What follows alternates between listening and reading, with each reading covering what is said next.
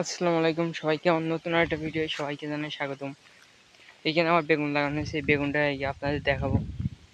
প্রতি গাছে দেখেন এরকম ফুল ফুটেছে, আর কিছু কিছু গাছে জ্বালিয়েছে। এর আগে যা ফুল ফুটেছে সেটা জ্বালিয়েছে দেখাচ্ছি, দাঁড়ান।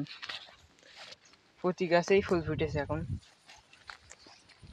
আমরা যদি সেরাম ইয়ে করে খুব তাড়াতাড়ি বেগুন তুলে হবে, কিন্তু এটা কেন এটা একটা জালি পড়েছে বেগুনের। প্রতি গাছে এরকম জালি পড়েছে প্রায়, এখানে একটা জালি পড়েছে। আর সব গাছে ফুল, প্রতি গাছে ফুল জালি আছে। একটা গাছে দেখেন এটা বেগুন বড় হয়ে গেছে, কয়েকদিন আগে হয়েছে। এই তো এই একটা জালি পড়েছে বেগুনের, এটা জালি বেগুনের। আর এই গাছে একটাই ফুটেছে, এরকম প্রতি গাছে প্রায় আসছে একটা। সব গাছে ফুল ফুটেছে, দেখেন এখানে একটা বেগুন হয়েছে।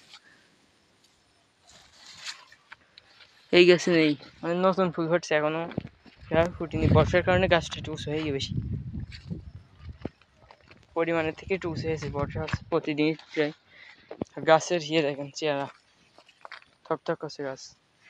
এখনো পর্যন্ত সার দিইনি আমি, সেই বেড করার সময় সার দিয়া, তাছাড়া সার দিইনি আর।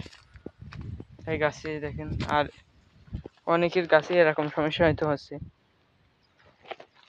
যে পাকড়া লাগছে গাছে, দেওয়া তুলসী পাচ্ছে। এই কারণে আপনারা বায়ো এনভি দেবেন। এইতে আমি দেখাচ্ছি, এইটার কারণে বায়ো এনভি ভালো কাজ করছে। আমারও তো লেগেছে, কিন্তু আমি দিয়েছি। যে পরিমাণ আক্রান্ত হওয়ার কথা ওই পরিমাণ থেকে কিছু পরিমাণ রক্ষা পাওয়া যাচ্ছে, মানে 50% রক্ষা পাওয়া যাচ্ছে এই আর কি। এর থেকে বেশি পাওয়া যাবে না। একটা জালি ডাইরেক্ট বেগুনের, সব গাছে মোটামুটি দাঁড়িয়ে দেখেন জালি দাঁড়িয়ে গিয়ে টিকে গিয়েছে ওইটা আর কি। এই সব গাছে এরকম হয়েছে প্রায়। নতুন ফুল ফুটছে এখন। আর গাছের চেহারা দেখছেন, সার দিইনি এখন পর্যন্ত। আইকে সার দিলাম প্রথম। আর গাছের যে চেহারা আল্লাহ দিলি খুবই সুন্দর হয়েছে। প্রতিটা গাছ দেখেন কিরম সুন্দর। এটা ডবল বেড দিয়েছি মালচিং, আর ওপাশে সিগন্যাল দিয়েছি। একটা দেখেন জালি দাঁড়িয়ে গিয়ে বেগুনের। সব গাছে জালি আছে মোটামুটি, মোটামুটি না জালি আছে ভালোই প্রতিটা গাছেই। গাছগুলো দেখেন একেবারে থকথকে করছে গাছ। যারা বেগুন চাষ করতে চাচ্ছেন তারা BT4 বেগুন চাষ করেন, যে এখন বলে ফুল ধরে যাবে। ফুল ধরলেও তো 50%-এর মধ্যে, 100%-এর মধ্যে 50% তো ফুল দাঁড়াবে, ওইটাই ভালো। যে ওষুধ দিয়ে পোকা ঠেকানো অত সহজ না হয়। আমার বিগ বাস ছিল, আমি জানি যে তো ভালো ভালো ওষুধ আছে, আমি এনে দিয়েছি, কোনো কাজ হয়নি। প্রতিদিন স্প্রে করে, দুবারও স্প্রে করে দিন, কোনো কাজ নেই। যদি ভালো করতে চান তাহলে পোকা সহনশীল জাত খোঁজেন। এখন বেগুন চাষ করতে হলে BT4 ছাড়া আমি বেগুন দেখতে পাই না। ভালো জাত, সরকারি জাত ওইটা হলো BRDC জাত, খুব ভালো জাত, পোকা সহনশীল। আরটা আছে হলো লাল তিরি, আরটা কি একটা জাত আছে ওইটাই পোকা সহনশীল। লাল তিরি জাত আছে, জাতটার নাম মনে হচ্ছে না, খুব ভালো, ওইটাও ভালো। কিন্তু বাড়ি BT4টা বেশি ভালো, সরকারি BRDC জাত ওইটাই ভালো, ওইটাই করতে পারেন। অল্প কিছু, যেন বেশি পরিমাণ করা যাবে না। এখন আমি এখানে অল্প কিছু করেছি, ছকাটা,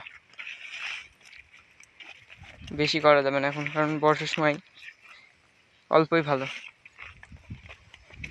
কখন কী হবে তো বলা যায় না, আল্লাহ কী করবে, প্রাকৃতিক দুর্যোগ দেবে কখন কিরাম, এই জন্য অল্প করাই ভালো। এমনিতে আমার কাছে ভালো BT4। কোনো বিগ বাস মাছ হাও একটা জাত, খুব ধরন ঠিক আছে বিগ বাস মোটেই ভালো না, পোকা সহনশীল না একটু, পোকা একদম শেষ করে দেবে আপনার। আর যে কী পরিমাণ পোকা লাগে বিগ বাসে, আমার তো আছে আমি জানি, খুব পোকা লাগে বিগ বাসে। প্রচুর পরিমাণ পোকা। এই জন্য আপনাদের বলছি ভাই, সব পোকা সহনশীল জাত করতে পারলে বেগুন করেন, খালি করতে হবে না। এটাই আমার কথা। আর ভিডিও শেষ করছি। আর আমার ভিডিওটা ভালো লাগলে সবাই লাইক, কমেন্ট, শেয়ার, সাবস্ক্রাইব করেন। আমার এটি নতুন চ্যানেল হলেও 6 মাস আগে ভিডিও ছাড়া আছে কিছু।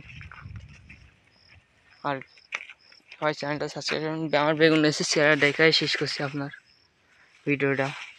দেখেন গাছের খুবই সুন্দর, সার আগে প্রথম দিলাম।